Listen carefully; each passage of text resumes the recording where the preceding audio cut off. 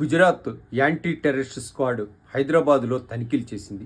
ఈ తనిఖీల సందర్భంగా ఉగ్రవాది అహ్మద్ మొయినుద్దీన్ ఇంట్లో కూడా ఈ తనిఖీలు నిర్వహించింది.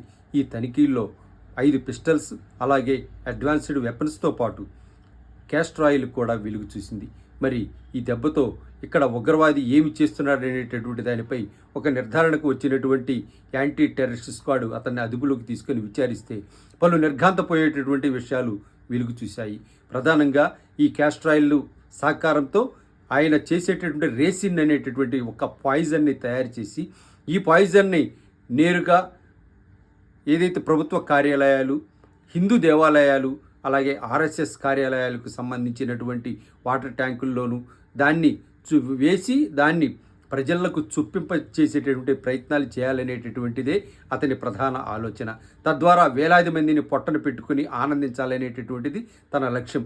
ఈ విధంగా చేసినటువంటి ఈ ప్రయత్నం అంటే ఎగ్జిక్యూషన్ తరుణంలో అమలు చేయబోయేటటువంటి సమయంలో ఈ ఏటీఎస్ చేసినటువంటి దాడుల్లో ఈ నిజాలు తెలిసి ఒకసారిగా తన అదుపులోకి తీసుకోవడం జరిగింది.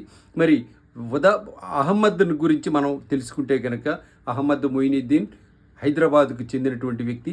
మరి ఇతను చైనాలో మెడిసిన్ పూర్తి చేశారు. మళ్ళీ హైదరాబాద్ వచ్చి ఏదైతే వైద్యం ముసుగులో ఇటువంటి ఉగ్రవాద కార్యకలాపాలు చేస్తూ ఈ విధంగా పట్టుబడ్డారు.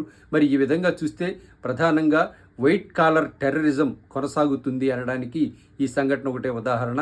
వైట్ కాలర్ టెర్రరిజంలో ప్రొఫెసర్లు, టీచర్లు, లెక్చరర్లు, అలాగే సాఫ్ట్వేర్ ఇంజనీర్లు వీరందరూ కూడా వైట్ కాలర్ టెర్రరిజం ముసుగులో దేశానికి చేస్తున్న ద్రోహం ఎటువంటిదో ఈ సంఘటన చూస్తే అర్థమవుతుంది.